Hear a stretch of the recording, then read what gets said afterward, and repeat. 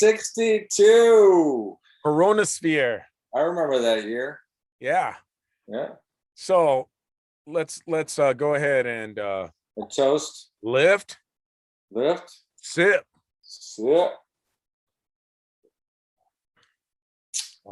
You see the restrictions have been dropped, so we have no separate or no lift. Well, the lift, this is the lift right here, lift. Oh, that's the lift. Yeah. Yeah, well, we've got a serious social distancing going on here. So we got a special show. Mike's gone this week, like he was last week, so we figured we'd do something fun and figure out how to use the Zoom meeting. And who better to have as our first illustrious guest, Mr. Steve Griffith in the house. Thank you very much. That's much appreciated. You're so kind. So how are things, Steve? Things are hectic. There's always stuff to do every day. Still, helping my mom out. Finishing up today. I spent time going through all the songs and clarifying what the lyrics are for Landon, so we can keep working on the copy. Which, to edify our listeners, he's talking about the songs on the new Vector record, Vital, and talking about the artwork that is being done by his son Landon, which I'm super excited about. Yeah, he's doing a great job. My firefighter son and drummer. Now he's got a background in doing graphic arts and such. Yeah, he went through a program quite a few years back and graduated, and then took a job as a I don't know what you call him now. I've forgotten. But yeah, he lived in New York for a few years and did that, and then moved out here with us. He's not really, he's not a fan of sitting in front of the computer anymore, so he doesn't do much of that kind of work. He prefers fighting fires up in the mountains. That's his preferred job. Yeah. But he really wanted to do this because he really had a vision for it. He's been a fan of the music and the artwork since he was little. So, Vector's been around since before he was born. So when he was very little, he started going to concerts and seeing us live, and really wanted to, bring something to the table. He felt reflected what we've been doing, and kind of keep that same messaging going on. Awesome. Yeah. Have you talked to Jimmy lately, past few days? Not the past few days. We did connect probably a couple weeks ago. And, I've seen responses here and there, via text or email, about artwork and songs and, mixes, those kinds of things. But no, I think he's been back at it, since he opened his art studio. He's been in there. I caught him early in the morning. He just made coffee and he was getting ready to hit it again. Making art and hardly being able to see what he's doing, which is amazing. He's an amazing individual. Yeah.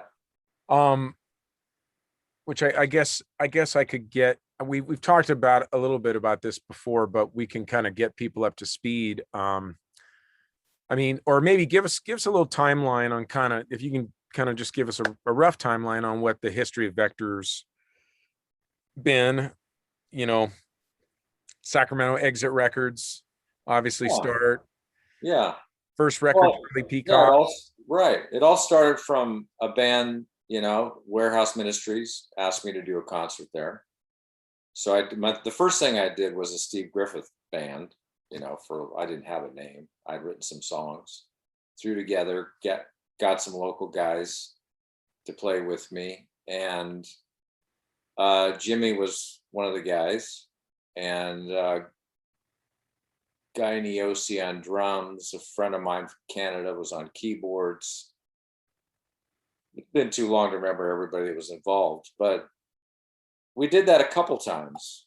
And then the next time I asked Jimmy if he wanted to just start a band, and stop the Steve Griffith thing, but actually start a band. So he wanted to do that. So we got a drummer, John Wireman, I think was his name, the first drummer. the three of us did our very first Vector concert at the Warehouse, which there's a photo of in Time Flies of the three of us on stage. That's from the very first concert. Cool. And the name Vector came from my wife, whose father was into sailboats at the time. And she had learned the word because of navigation and all the things that come together to make a sailboat sail. Of course, Vector is everywhere now, as you know. It's been in the news. It's been in the news for the last year and a half, the Vector. So that's the other side of who we are. We are a disease-carrying pathogen. We spread pathogens everywhere. So Pathogen of love and wisdom. Pathogen of love. Hey, and which I have to sidebar the story that I had when I was I was doing a sub gig for Aaron with the 77s when I was out on tour with Peacock. Yeah. We went out, and Mike and I went and diverted into Chicago and did a show opening for Res Band. And I remember what's the Res Band gal's name? Wendy Kaiser. Wendy Kaiser, yeah. Came to me, and I introduced myself. Hi, and Mike said, yeah, this is the drummer from Vector. And she turns and looks at me. She says, that means that Vector's a disease. She said that to me. And I was like, oh, wow. And I thought it was like some kind of techie new wave trip. And that really wrecked me, man, for quite some time. Yeah, we knew that going into it when we looked it up, the meaning. But we thought, well, that's okay. Disease, I think it was disease-carrying insect at the time, back in the 80s. But yeah, then, it's been through lots of different shapes and sizes. One of the biggest, of course, you were in the band when we had 2 keyboard players. Well, before you jump there, you did the quintessential Mannequin Virtue record, which had Charlie Peak, which was a comp between you guys with Charlie Peacock, which is kind of a fusion the label was thinking maybe might be a really appropriate thing, right? And then Aaron was the session drummer on that record. Yeah, Aaron was playing with the Sevens, was a session drummer. Jimmy was good friends with Charlie. Charlie was a local Sacramento guy, brand new saved guy, just brand new Christian. And Jimmy, we talked. He said, what do you think about having Charlie as part of the project? And so, we became a 4-piece. And of course, he brought some songs with him, like Charlie will always do, very prolific. And the 4 of us went in and did Mannequin Virtue. And a few years went by, and in between, you got involved with it. We found you just out of, what was that, middle school, or just out of high school? High school. I was about $1.05 out of high school, so you were just out of high school. Yeah. Were you 18? I think so. Yeah, 17 or 18 when I met you guys, and yeah. We heard you at a music store. I think the first time. Yeah, I met you with Charlie. Yeah. At the same time, and little did I know, both you guys were like, I'm gonna get this guy for my band. So I thought you were in the same band, but it turned out. Yeah, it was confusing for a while because we were in the same band and then we weren't in the same band. But yeah, so that was great, showing up, the audition. In my little in my little garage. Yeah. And I think you knew the songs better than we had, because we learned them just before we went into the studio. They were brand new out of it. So we had to learn our own songs. Of course, you hit it and listened to them, I don't know, once or twice, and I know what that is. And then so that was fun. So then we went on to add some little touring time and various things, and then we kind of went and we did the Please Stand By. Yeah.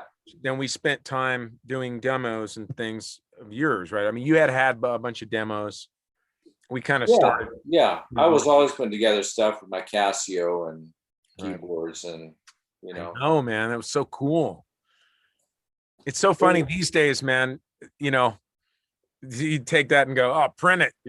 That's what, yeah, Charlie told me that at one point was Surrender. He heard Surrender for the first time, my demo of it with a Casio, and he says, why don't you just use that and Put it out. Yeah. as your base and build on that, you know? And I thought, well, that's interesting. But obviously that never happened.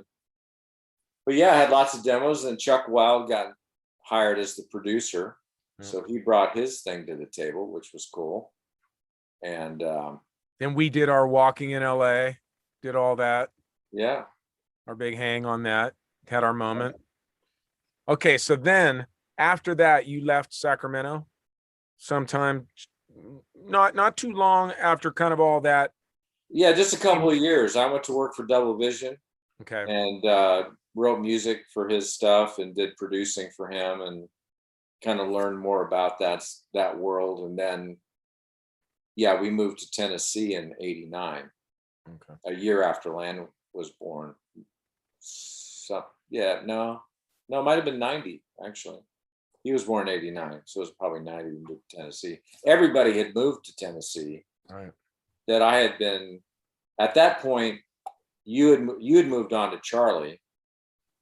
Even Jimmy had moved on playing with Charlie, but Jimmy had moved to Tennessee as well, along with Charlie. So I thought, well, if I'm going to keep doing this, and if Jimmy and I are going to have any kind of connection, you know, I need to be there. So that's where we moved. And you started a label there, and Started a label called Liquid Disc, yeah, which was fun. I enjoyed it. Made no money. well, you had something. What was the band that you had kind of a critical thing happening with? Probably the most popular thing we had was a duo called Neil and Webb. Do you remember? Is that what you're talking about? No, I thought that you had like a single from a name that was one of those DC Talk or one of those kind of bands like that. That was kind of a Oh, that was before I had the label. Yeah, that was Audio Adrenaline. Audio Adrenaline. Cool. Yeah, I did a couple Audio Adrenaline records before. That was before the label. Nice. But You kind of were kind of a underground kind of guy running around working with bands, and then you decided to do a label. Yeah, because it was just, you know, dealing with labels, and I don't know, for some reason I thought I could do it all kind of better myself, by myself, without having to deal with all that. But I honestly was, you know, very naive about a lot of that, you know. So I did that for about a year and a half. I just, you know, it was on life support towards the end. But You were recording in your house. You created a yeah, I studio. had a studio in my basement. And So how many Vector records did you do during that period? we only did Temptation there. Okay. So Temptation was the record that was that came about in that period. Yeah. What Yeah, so what happened after that? Well, after the label, or Yeah, after where'd you Temptation? go after that? Well, I did a few more records, Three Crosses record, and you know, did a few records that were associated with the label, but one of them didn't come out because the band broke up right after we finished the label, finished the record. And which is a really, really odd occurrence. well, yeah, it was pretty bad circumstances. But anyway, I think I finished up a couple more just on the side for other people, some, you know, indie stuff. And then we decided we were going to move back to the coast, this coast, and be closer to family. So we moved to Coos Bay. Right before I moved, I actually got offered a job, as I had already set the move, booked the truck. We were already planning, and got an offer job in A&R over at Frontline Records, which was Eddie DeGarmo. Oh, was over there. That was his label. He was one of the owners. Yeah, and he offered me a job. I had been doing things for him because Audio Adrenaline was with them. So we knew each other for a long time because of that. And I was like, man, that's cool, but I'm moving. what is that? So, what was that? Well, that was a text, which you can't turn off even when I message is closed. know we got little broop going on. I know this is the noise factory here. I'm I know. making noises. We're believe this for all you tech savvy people out there. Hey, Yeah, man, the jig is up, bro. I should We have. are. Yeah, should have disarmed all the applications sound sources before This we stuff started. that this stuff that we have around us, this is what we're good at, man. The rest of it, we're just figuring out. We're crawling along with the. I try to. If my son's not too busy, I try to get him to tell me what to do. Yeah, they always know more than I. Still ask. I now ask my son Landon all kinds of tech questions. Well, in interest of brevity, we went from Coos Bay. We ended up back in Florida, right? Where we were. Yeah, we were in Coos Bay for a few years, then moved to Medford. Oh, Got okay. a job offer from Mike Neal, who was a worship leader out in Florida. Okay. Said, "Come out and run. Can you come out here and run the whole tech side of the church?" He worked for a big mega church out there. And I said, "Okay, I'll think about that." Did the visit, interview, took the job, moved out there in 2003. Family moved out summertime of that same year, and I worked for Christ Fellowship Church for 6 years. Then we moved to Tampa.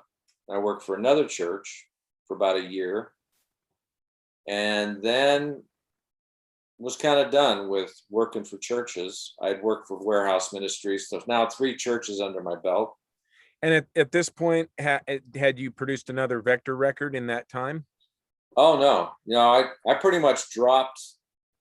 Music wasn't even part of my life, other than I was overall the people that were involved in producing the Sunday Well, services. so when did Simple Experience get in there? Oh my goodness, yeah, we skipped Simple Experience. Simple Experience was a project Jimmy and I did while I was at Double Vision. Okay, They so had a that was little, kind of the yeah, right. they had a little 8-track there. Okay. And so we did it. We did it on 8-track with virtual drums with Urbano. Mike Okay. Urbano did the drums, Okay. and Aaron did.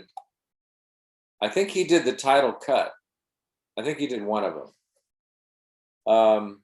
Yeah, that was a lot of fun. Went to Cornerstone and played that record with Mike. And Oh, cool. Urbano went to Cornerstone and play with you? no, Mike Rowe came because. Oh, who was the drummer? Was it? I think Aaron was out there. I think he did it with us. Okay, got you. Because I think the Sevens were there as well at Cornerstone. I think this would have been 86. Okay, so then you're in Florida. You've given up music. You were doing. Then you went into foster home or Yeah, we got hired as house parents, Gotcha. and it's a live-in situation. Middle school boys, Mhm. 9 boys in the house, and they'd be there from Monday through Friday, and then go home on the weekends.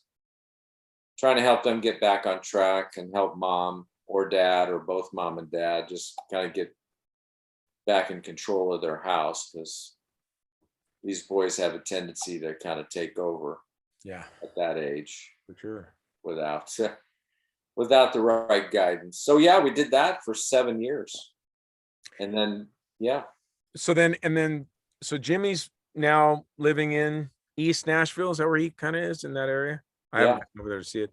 And become a quite a known photographer slash visual artist. A yeah, lot of people kind of know about him. And then yeah. In he fact, gets, see that guy up, see right there. That's a oh, Jimmy.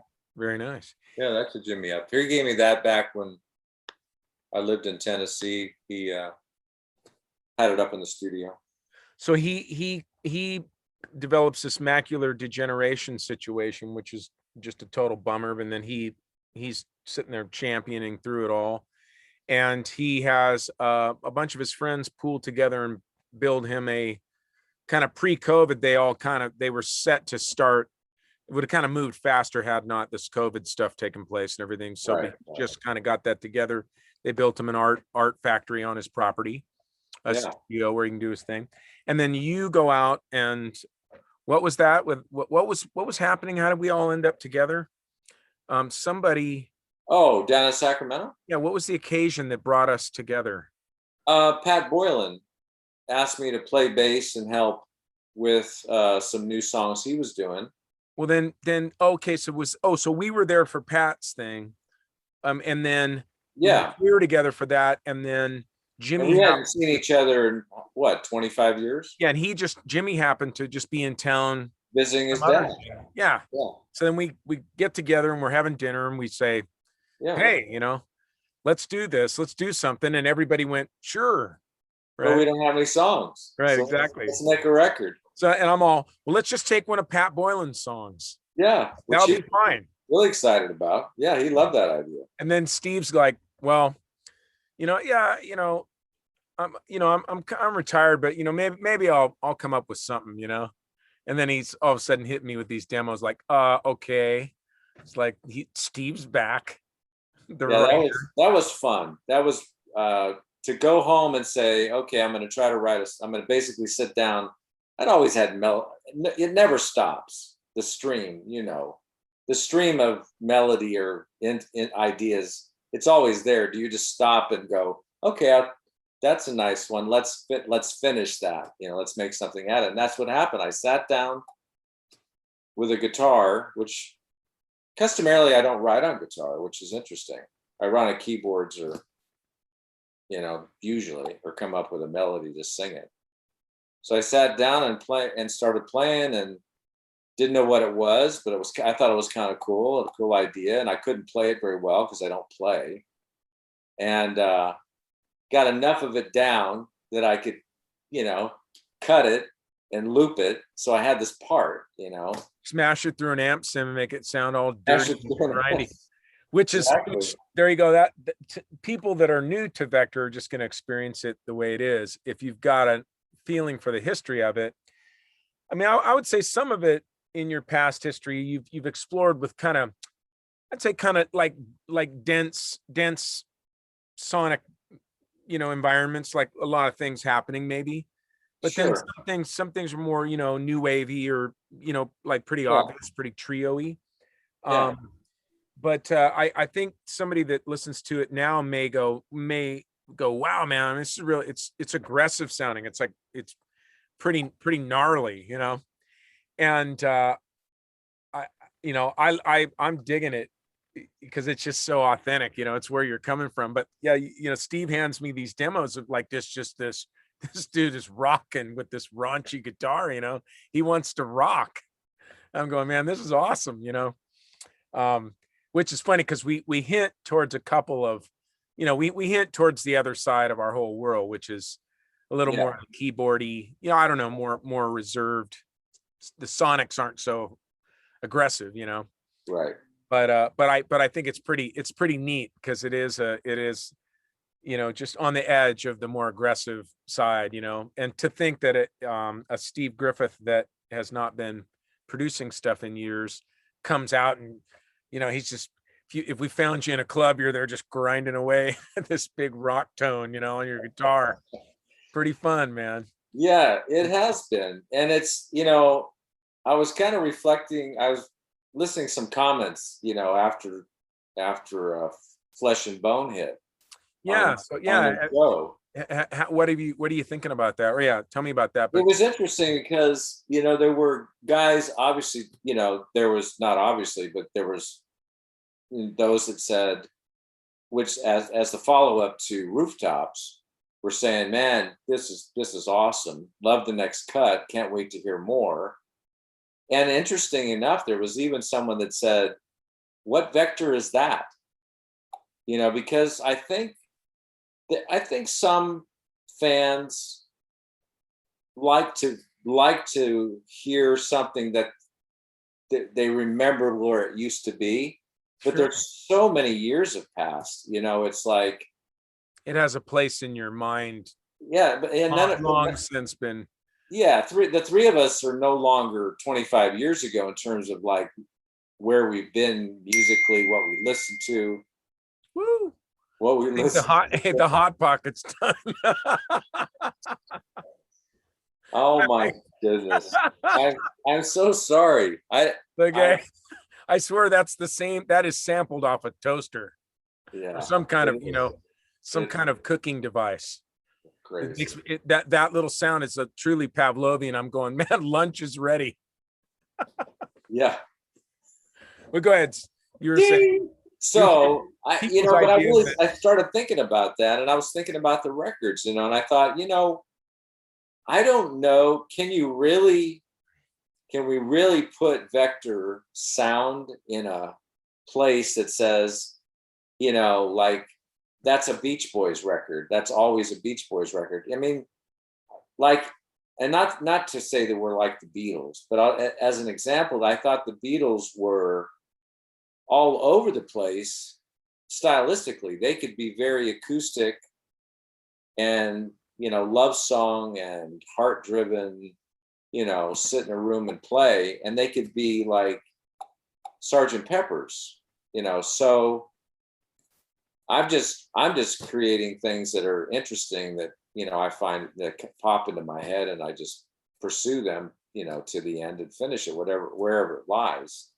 yeah, And as long as you're singing it, then yeah, that's kind of my. I mean, as I look back on the other records, of course, that's the main consistency, and I know that Jimmy's guitar playing back then, certainly 25, 30 years ago, that's not how Jimmy thinks anymore as a guitar player. That's kind of where he was then, but he's been through so many, changes himself that.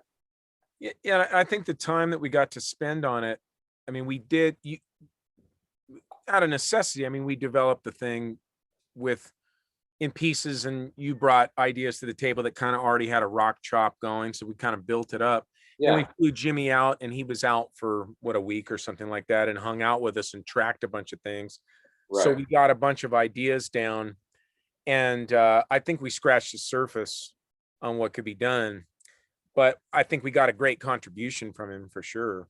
Yeah, And definitely. but it's funny because he went in and he rocked all that out too, because that's where it was. You know what I mean? You didn't find this kind of changy, chorusy Jimmy from the past that was going to overtake that, because it already had all of its intention, Right, really right. going in the direction where it was. But I bet Yeah, it was fun. It was fun as a Jimmy fan to hear him go there, because I just hadn't heard that much. I was really kind of not really too concerned about how this thing was going to come out. I was just digging the fun we were having making it. And yeah.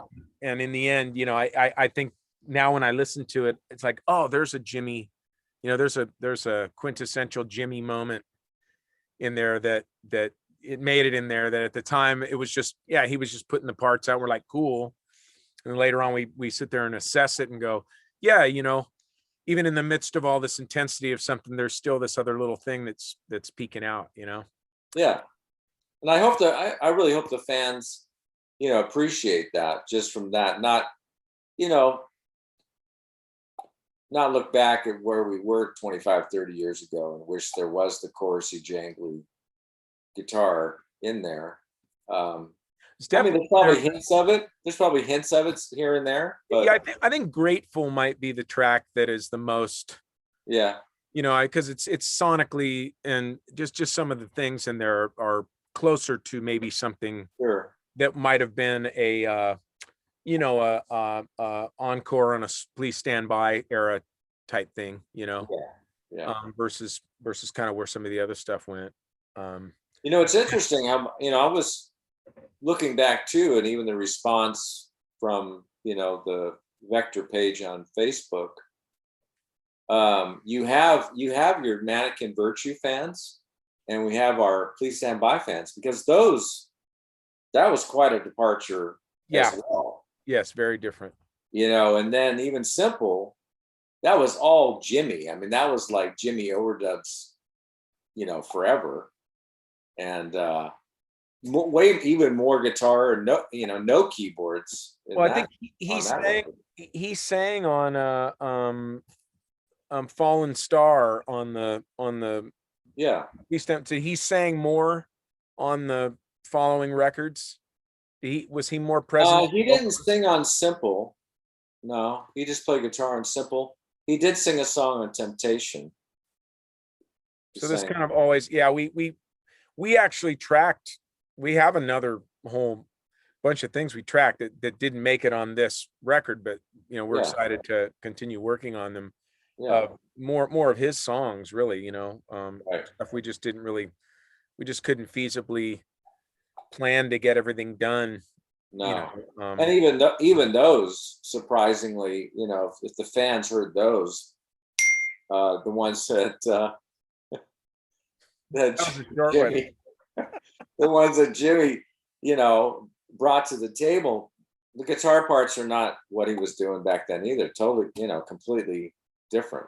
Right. Departure from that. So yeah, it's fun. I was just appreciating not knowing what would happen with it as we were writing all these songs. I was just having fun doing it. So it honestly, it didn't even matter to me. It sounds kind of weird. It didn't matter to me like it was out, really. I mean, I just was having fun doing it. Yeah. So, and I was having fun getting back with you in the studio and just, hanging out and, making music. So that was a reward for me. Yeah. This record is a much bigger story than just, what the records are. Yeah. You always have a story, but in that continuum of your career, et cetera, you're always making a new record because you're a record maker. Yeah. But I think this one is a great story item that the story of us coming back together, and us rekindling friendship. I think you and I have spent probably more spending time together, communicating in this last year than we probably did in all the years we worked together. For sure.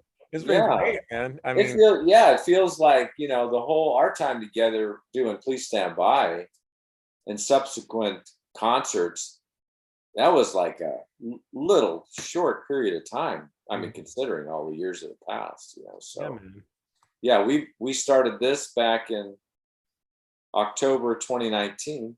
Okay. So year and a half. Time. Interesting time in the world. When the Vector was busy. The Vector was released. Yeah, it was released. We released the Vector ourselves. Well, man, Steve, it's been great having you. The times that you've been in the studio here, having fun with us on the show. And that's all, man, that's been a kick. We always see a bump in the people that are watching what we're doing. And it's great having you close by, being in Oregon. And I know you're now getting ready to make another big move. So we're going back to being house parents again, like we were before we moved out. So our start date in Florida is August 9th. Yeah, so it's a big autumn for the group. Yeah. Well, and you always have your family always going with you. So you even have your extended family moving out there too again, huh? Yeah, my daughter and her husband and their two new adopted girls are all moving as well. It's actually, I mean, this time it wasn't. Usually I'm the culprit that says, "Hey, let's move." I'm usually the one pushing it. But this one came from Chelsea. She got offered a job out there, and we're all like, "Well, we just got adopted grandchildren. I don't think we're ready to be 3,000 miles away from them." And then jobs just fell into place. Chelsea got a job, her husband got a job, and Terry and I got our jobs back. So Lord moves in mysterious ways, my friend. I thought I was going to stay in retirement, and I'm back in the workforce. Well, then there's more. That this is to be continued. Yeah. And now that we figured out how to do the Zoom thing, this is gonna. We figured we want to do something new for the show, so this is going to be the beginning of an opportunity to stay in touch, and we'll get Jimmy on, and we'll be talking to people from back east. Yeah, that'll be great. And I'm looking forward to some point, if not in the fall here, some point getting out to Jimmy's, and we'll do something there and kind of share the record and spend some time together and be musical with one another there. And I think I'm pretty sure we've kind of set an agenda where there's going to be more Vector coming. So I'm pretty excited. Why not? Yeah, that'd be great. Awesome. Well, I think our time clock, my bell's about to go off on this Zoom call. So I think we've done a decent job to go ahead and just turn the machine. There we go. We've done a decent job to turn the machine on and open this 62. And I hope that's the right number because I'm definitely not editing that out. Right. And yeah, man. Yeah. Any love to all the fans. Anything you would like to say in closing? Well, I've always appreciated our fans. They're pretty hardcore. They're dedicated. It was when I started the Facebook page and put the word out there. Even getting back on Facebook myself, because I got off Facebook for a few years, but just the reaction from everybody, the kind words, that just was, I mean, really, it felt good to know that there'd been an impact out there. That part of, for me, it was always the fans coming up to us afterward and the conversations we would have about whatever the songs meant to them, the lyrics meant to them, whatever they said that it might have changed their life, and I still get a sense of that from feedback I'm getting through messaging and Facebook from them, which is incredible. So, well, a true blessing to keep this thing going. Great to have you back, buddy. And a phenomenal talent, man. I mean, I'm so glad to be a part of keeping you going, man. It's a great franchise to not lose, man. I appreciate that. Thank you. Okay, well, we'll see you soon. Okay. Bye to everybody. See you, everybody. Stay tuned for more.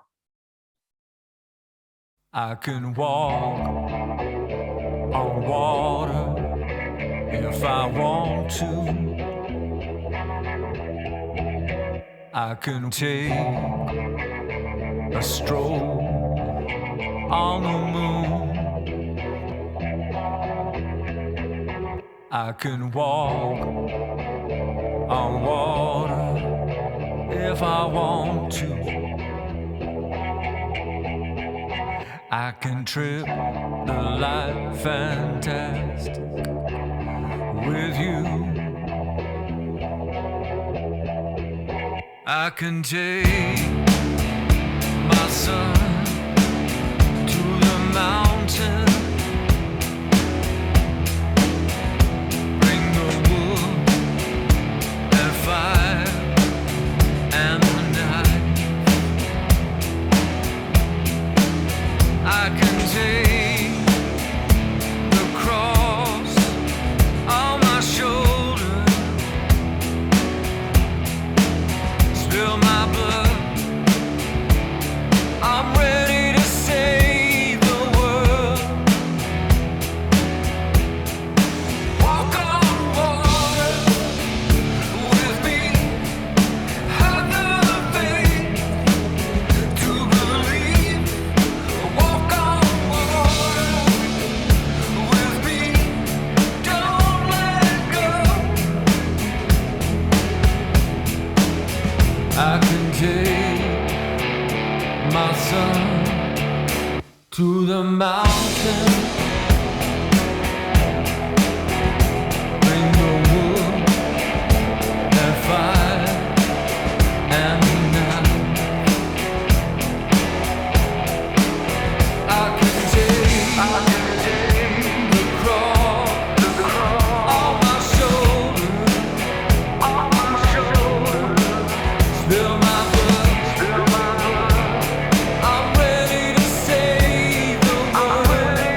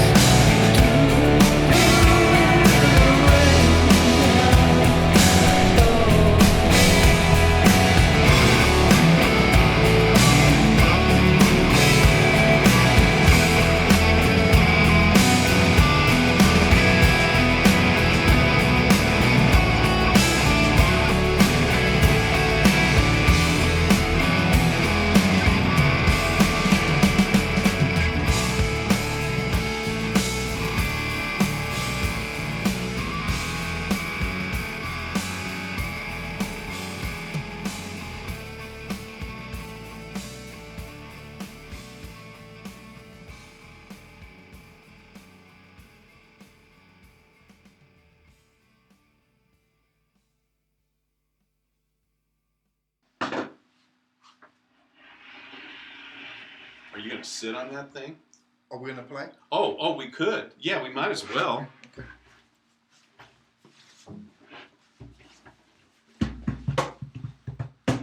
All right, man.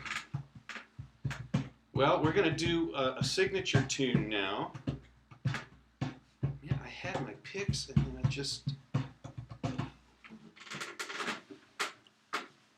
It's not like, do drummers lose their sticks? Sometimes we forget them. You can forget them, but see, I have several picks, right? And it's like I've already used 2. They're gone. I can't tell. I put them in my pocket, but they're gone. Yeah, they run away.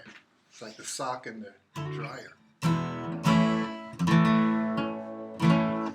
So we're gonna do a tune that we cut in 1986 as a demo. It was written by Mark Tootle and Steve Griffith, and became one of our signature tunes. And I'm not sure where the drum part came from. Do you remember? It's "Do It for Love." Yeah, I know. Because the next year, U2 comes out with, and Where the Streets Have No Name, and it's got that same drum part. I always convinced that they were listening to us and then copying, because we did Mercy Mercy, and then they come out with Desire. Yeah. And it's like I'm going, one of those guys Has a record collection. Right. Well, but anyway, I don't remember how it came about. It just seemed the most natural way to play it. I don't even remember how Mark presented the tune to us. I can't imagine him coming in and, like that. Yeah. I don't know where it came from. He probably sat at the piano and, turn back. I don't know. Well, no, if Griffith had anything to do with it, I'm pretty sure it wasn't presented like that. I mean, it does have a kind of a, I guess, big country vibe. It does. If that was any inspiration, and that didn't have that drum pattern, but anyway. Mm-hmm. So let me see if I can. All right, so.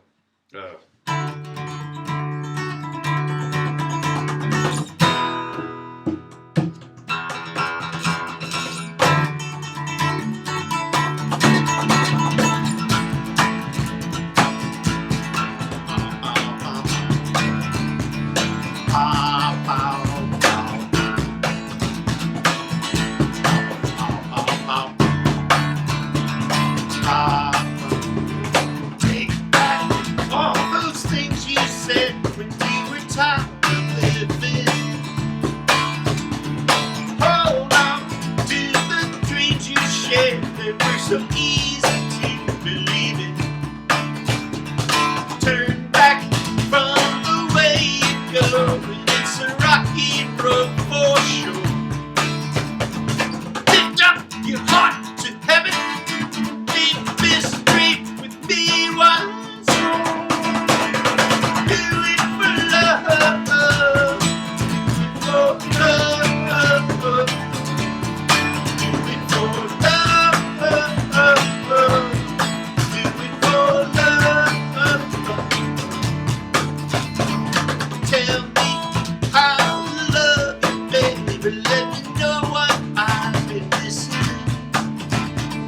Don't fall right on this life again. You got me, this world in your hand. Can't do it for love. Do it for love. Do it for love. Do it for love. Yeah.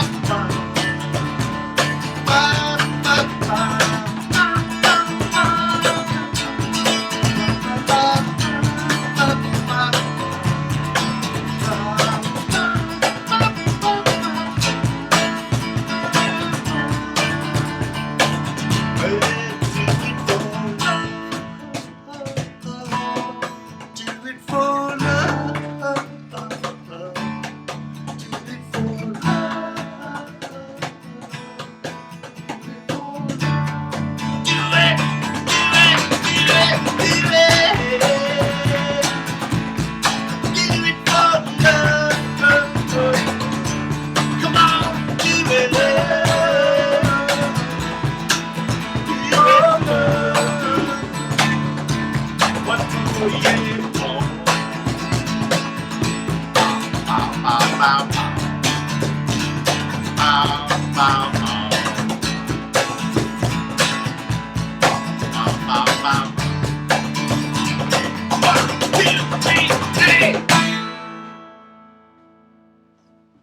Take it to boom. That's cool. Yeah, man. All right. That was great.